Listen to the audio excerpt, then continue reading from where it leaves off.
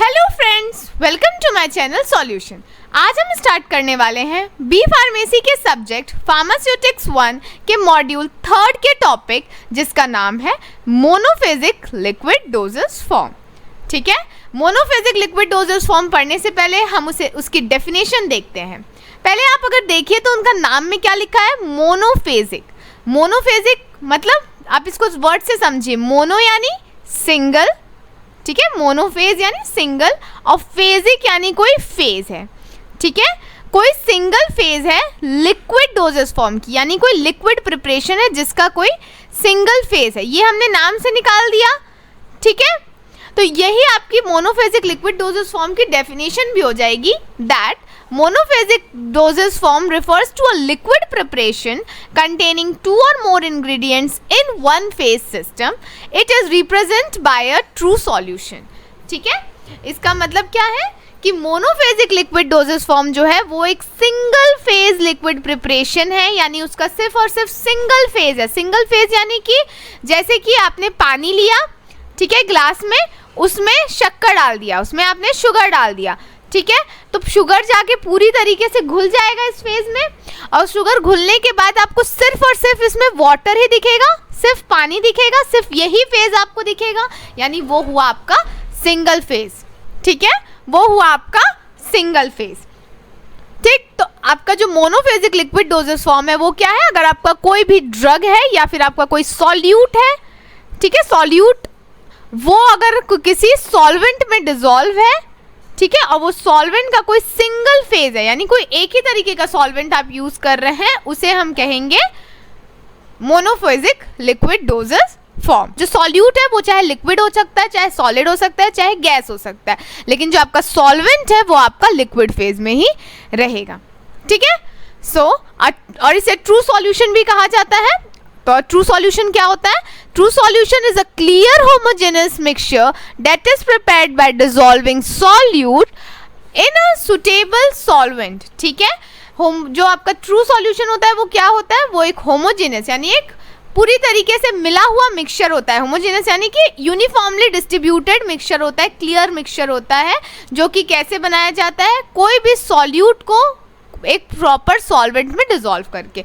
For example, जैसे मैंने आपको बताया कि अगर पानी में आप शक्कर ऐड कर रहे हैं, ठीक है, तो आपका सुटेबल सॉल्वेंट जो होगा, जो कि ज़्यादा मात्रा में रहेगा कोई भी सॉल्यूशन में, वो सॉल्वेंट कहलाता है, और जो कम मात्रा में रहता है उसको सॉल्यूट कहते हैं। ठीक है, तो जो सॉल्यूट है अगर हम उसे डालेंगे, जैसे आपका शक्कर हो गया या नमक हो गया, अगर हम उसे पानी में डाल रहे हैं तो वो हुआ आपका सॉल्यूट, दूसरा हुआ सॉल्वेंट, और ये जो आपका प्रिपेयर हुआ वो हुआ सॉल्यूशन। ठीक है, इस केस में हमने सॉल्यूट को डिसॉल्व किया है एक सुटेबल सॉल्वेंट में। सुटेबल सॉल्वेंट यहाँ पे क्या रिप्रेजेंट कर रहा है, जिसमें ये सॉल्यूट जो है वो पूरी तरीके से घुल जाए, मिल जाए, उसको हम कह रहे हैं सुटेबल सॉल्वेंट, जिसके साथ वो रिएक्ट ना करे। ठीक है, और एक क्लियर लिक्विड हम लोग को दें। जैसे कि अगर आप शक्कर को अगर आप पानी में मिला दें या फिर नमक को अगर आप पानी में मिला दें, आपको एक क्लियर सॉल्यूशन मिलेगा ना, वो जो सॉल्यूशन बना है उसे हम कहते हैं ट्रू सॉल्यूशन। ठीक है, the component of the solution which is present in large quantity is known as solvent, whereas the component present in the small quantity is known as solute. जैसे मैंने आपको बताया, जो भी कंपोनेंट कम मात्रा में होती है वो होता है आपका सॉल्यूट।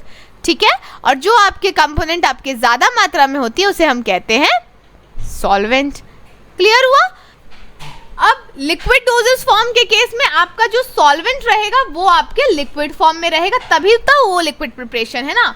ठीक है, नहीं तो फिर तो वो सॉलिड प्रिपरेशन हो जाएगी अगर सॉलिड फॉर्म में रहेगा तो आपका सॉल्वेंट जो होता है इस केस में आपका लिक्विड रहेगा, और सॉल्यूट आपका सॉलिड भी हो सकता है, लिक्विड भी हो सकता है, या कोई गैसियस स्टेट में भी हो सकता है। ठीक, अब हम देखते हैं इसके एडवांटेजेस क्या होंगे हम।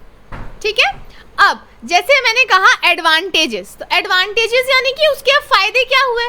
अच्छा, ये बताने से पहले मुझे आपको ये बताना चाहिए था कि जो लिक्विड डोजेस फॉर्म होते हैं ना, एक्चुअली में वो दो तरीके के होते हैं। एक मोनोफेजिक होता है, जिसका मैंने आपको बताया कि एक फेज होता है, और दूसरा होता है बाईफेजिक, इसमें दो फेज होते हैं। एक्चुअली आपको पहले मुझे ये बताना चाहिए था, मैं भूल गई। ठीक है, तो फर्स्ट जो आपका रहता है वो होता है आपका मोनोफेजिक लिक्विड डोजेस फॉर्म, दूसरा होता है आपका बाईफेजिक लिक्विड डोजेस फॉर्म। ठीक, जो आपका मोनोफेजिक लिक्विड डोजेस फॉर्म है वो मैंने आपको एक्सप्लेन किया कि उसका कोई एक फेज रहेगा, ठीक है, बाईफेजिक के नाम से आप क्या समझ रहे हैं, बाईफेजिक, बाई यानी दो, ठीक है, और फेज यानी दो फेज हैं इसमें। For example oil in water, ठीक है, दो फेज यानी ऑयल और वाटर, ठीक। अब ये कैसे होता है ऑयल और वाटर एक फेज? आपने कभी सब्जी बनाई है, तो जब आप सब्जी बनाते हो तो उसमें आप ऑयल भी डालते हो और वाटर भी डालते हो ना, ठीक है। तो देखना आप जब आप ऑयल और वाटर डालोगे तो एक टाइम होता है कि आपकी सब्जी जो है वो पानी छोड़ देती है, नहीं तो ऑयल छोड़ देती है, ठीक है, क्योंकि वो उसके साथ डिसॉल्व नहीं हो पाती है।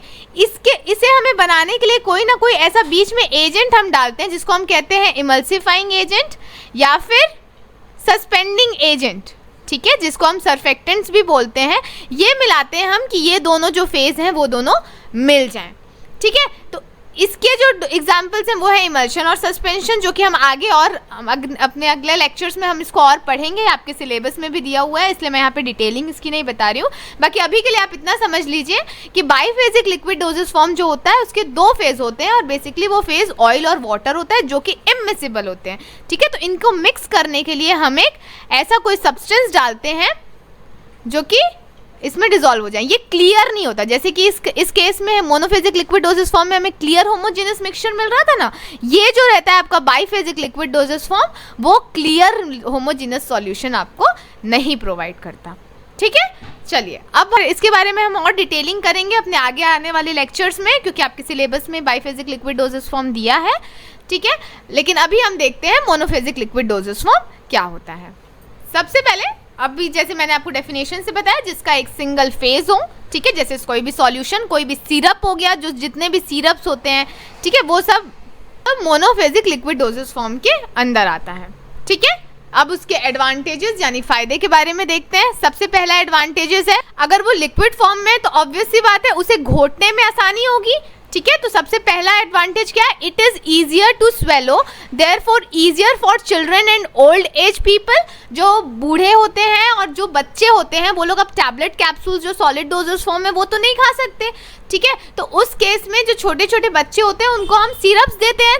सिरप देना या सॉल्यूशन देना उनके लिए ज़्यादा ईजी रहता है क्योंकि वो पतला रहता है और वो ईजिली घोट सकते हैं, ठीक है। एक तो एडवांटेज ये हो गया। सेकेंड एडवांटेज है आपका facilitate absorption of drug faster than solid dosage form as drug is already in the solution form, ठीक है। अब देखिए, जब हम अगर कोई भी सिरप को लेंगे, ठीक है, या फिर कोई भी अगर आप नॉर्मली अगर आप देखोगे, अगर आप अपनी बॉडी के अंदर कोई लिक्विड डालोगे तो वो जल्दी एक्शन शो करती है, ठीक है। जैसे अगर आपको गैस बन गया है पेट में तो हम क्या करते हैं, इनो को डाल के पानी के सॉल्यूशन में उसको देते हैं, क्यों? क्योंकि वो तुरंत आपको एक्शन शो करेगा ना। पानी जो है लिक्विड अगर आपकी बॉडी के अंदर जाएगा तो वो तुरंत एक्शन शो करेगा, ठीक है। उसका एब्जॉर्प्शन हमारी बॉडी में जल्दी होगा ना। अगर कोई भी लिक्विड होगा तो वो हमारी बॉडी के अंदर अगर जाएगा, ठीक है, तो वो क्या होगा, इजिली एब्जॉर्ब होगा, जल्दी एब्जॉर्ब होगा, तो ऑब्वियस सी बात है आपको एक्शन भी जल्दी मिलेगा, ठीक है। तो इस केस में कि facilitate absorption of drug faster than solid doses form, ठीक है, as drug is already in the solution form. Next है, it is homogeneous therefore give uniform dose then suspension or emulsion which we need to shake. देखो मैंने अभी जब मैं explain करी थी तो मैंने आपको बताया था ना, बाईफेजिक लिक्विड डोजेज फॉर्म होता है जिसमें दो फेज होते हैं, तो वो लोग क्या होते हैं, होमोजेनस नहीं रहते। होमोजेनस यानी कि यूनिफॉर्म डिस्ट्रीब्यूशन नहीं होता। यूनिफॉर्म डिस्ट्रीब्यूशन यानी कि इक्वली नहीं मिले होते हैं, ठीक है। अगर कोई भी चीज़ इक्वली नहीं रहेगी तो आप जब देखो, आप जब सिरप से कोई चीज़ एडमिनिस्टर लोगे, ठीक है, अगर आप पानी और शक्कर को अगर आप शक्कर पानी पी रहे हो, ठीक है, तो उसमें अगर आप पानी और शक्कर को लिए हो तो आप उसको जब पियोगे तो वो पूरी तरीके से, जितना शक्कर है वो पूरी तरीके से पानी में डिसॉल्व है ना, तो उसके एक एक घूंट में उतना ही शक्कर आएगा, है ना। पर अगर आप कोई ऐसी चीज़ पियो, लेकिन अगर आप कोई ऐसी चीज खाओ जिसमें कि यूनिफॉर्म डिस्ट्रीब्यूशन नहीं है, जैसे हम आम पन्ना अगर पी रहे हैं, ठीक है, तो उस केस में क्या होगा, हमें बार बार उसको शेक करना पड़ेगा ना। आम पन्ना को शेक करोगे तब तो तुम पी पाओगे, ठीक है, नहीं तो वो क्या होता है, नीचे सेट हो जाता है। तो अगर आप जैसे बटर मिल्क ले लीजिए, ठीक है, बटर मिल्क यानी छाछ, जो छाछ होता है अगर आप उसको देखोगे तो वो भी एक ना तरह का सस्पेंशन इमल्शन फॉर्म में होता है। उसमें क्या होता है, वो सेट हो जाएगा। अगर आप उसको थोड़ी देर के लिए छोड़ दोगे तो नीचे उसका जो मिल्क वाला पार्ट रहता है वो बेसिकली सेट हो जाता है और ऊपर लेयर वाटर की बन जाती है, ठीक है। तो ये भी क्या होता है, इसको आपको शेक करके पीना पड़ता है। तो आप जब तक उसको शेक अगर नहीं करोगे और उसको घूट ले लोगे तो आपके पास पानी का घूट ज़्यादा आएगा और नीचे जो सेटल वाला है वो नहीं आ पाएगा। तो ये प्रॉब्लम होती है आपके इमल्शन और सस्पेंशन के केस में। इसीलिए इसको स्टेबल बनाने के लिए हम सस्पेंडिंग एजेंट और इमल्सिफाइंग एजेंट डालते हैं कि हम मिक्स करें तो वो यूनिफॉर्म डिस्ट्रीब्यूट हो जाए फॉर होमोजेनस मिक्सचर। ठीक है, उसके बाद आपका मोनोफेजिक का सबसे अच्छा इंपॉर्टेंस ये है, एडवांटेज ये है कि वो सिंपल प्रोसेस होती है और बहुत फास्टली फॉर्मुलेट, हम उसे जल्दी से बना भी सकते हैं।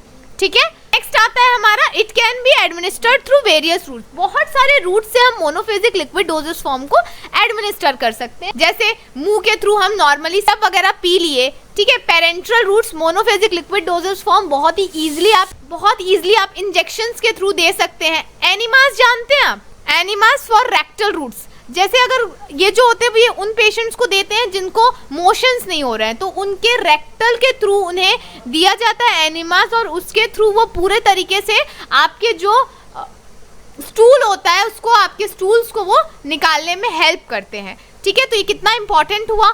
ऑटिक यानी ईयर्स में आप ईयर ड्रॉप्स वगैरह जो होती हैं वो भी आते हैं आपके मोनोफेजिक लिक्विड डोजेस फॉर्म में। नेजल ड्रॉप्स आते हैं। ठीक है, ऑप्थेल्मिक प्रिपरेशंस, आई प्रिपरेशन, आई ड्रॉप्स जो रहती हैं वो भी आती हैं मोनोफेजिक लिक्विड डोजेस फॉर्म में। नेक्स्ट आता है आपका disadvantages of monophasic liquid doses form. अभी हमने फायदे देखे मोनोफेजिक लिक्विड डोजेस फॉर्म के, अब हम देखते हैं कुछ डिसएडवांटेजेस कि उसके क्या डिसएडवांटेजेस हो सकते हैं। ठीक है, सबसे पहला है they are bulky and so difficult to transport and store. अब वो बल्की होते हैं और ये जो होते हैं उसको ट्रांसपोर्ट करना थोड़ा डिफिकल्ट होता है और स्टोर करना थोड़ा डिफिकल्ट जाता है क्योंकि ये बल्की होते हैं। ठीक है, नेक्स्ट है water is commonly used vehicle which is more prone to microbial growth. अब पानी हम यूज कर रहे हैं, ठीक है, तो हम सब जानते हैं कि अगर हम पानी यूज करते हैं कोई भी चीज में तो उसमें माइक्रोबियल अटैक जल्दी होता है ना। पानी में ही तो फंगल इन्फेक्शन सबसे ज्यादा किससे होती है? पानी से ही तो होती है ना। कोई भी माइक्रो ऑर्गेनिज्म सबसे ज्यादा, अगर आप पानी अगर थोड़े दिन के लिए अगर आप छोड़ देंगे ऐसी किसी जगह पे तो वहां पे आप देखेंगे कि वहां पे फंगल ग्रोथ होना चालू हो जाएगा। ठीक है, नाली में भी सबसे ज्यादा कीड़े मकोड़े क्यों होते हैं? क्योंकि वहां पे पानी होता है। ठीक है, तो कोई भी माइक्रोबियल ग्रोथ जो रहती है वो पानी में आपको ज़्यादा दिखती है। तो हम तो यहाँ पे सॉल्वेंट यानी कि अपना व्हीकल ही पानी ले रहे हैं, तो ऑब्वियस सी बात है अगर हम ज़्यादा टाइम तक स्टोर करेंगे तो चांसेस है उसमें माइक्रोबियल कंटामिनेशन होने के लिए। इसीलिए इस केस में हम लोग को प्रिजर्वेटिव को ऐड करना पड़ता है, तो ये एक डिसएडवांटेज हो सकता है इसका।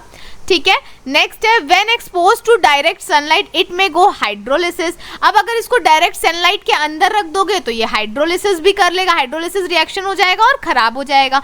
ठीक है, तो उस केस में हमें उसे कूल और डार्क प्लेस में स्टोर करना पड़ेगा। ठीक है, नेक्स्ट है हमारा drug stability reduces by hydrolysis और ऑक्सीडेशन। स्टेबिलिटी इसकी कम हो जाती है अगर इसके हाइड्रोलिसिस या ऑक्सीडेशन अगर ये कर दिया तो इसकी स्टेबिलिटी अपने आप कम हो जाएगी। ठीक है, सो इसीलिए यही कारण है कि इसकी जो शॉर्टर एक्सपायरी डेट रहती है compare to solid dosage form. किसी भी आप टैबलेट का कैप्सूल का देख लीजिएगा, एक्सपायरी डेट हमेशा ज़्यादा रहता है कंपेयर टू आपके सिरप सॉल्यूशंस के जितने भी लिक्विड डोजेस फॉर्म में। ठीक है, फिर उसके बाद other major science of drug instability, इसमें ज़्यादा ड्रग इंस्टेबिलिटी दिखती है क्योंकि इसमें कलर चेंज, प्रेसिपिटेशन और माइक्रोबियल ग्रोथ होने के चांसेस ज़्यादा रहते हैं। ठीक है, so this was all about the monophasic liquid doses form. इसमें हमने उसके एडवांटेजेस देखा, डिसएडवांटेजेस देखा। नेक्स्ट लेक्चर में हम इसके क्लासिफिकेशन देखेंगे कि इसको किस तरह से क्लासिफाई किया गया है और फिर क्लासिफिकेशन की डिटेलिंग करेंगे। सो this was all about today's lecture. I hope आपको ये लेक्चर समझ आया हो। Thank you.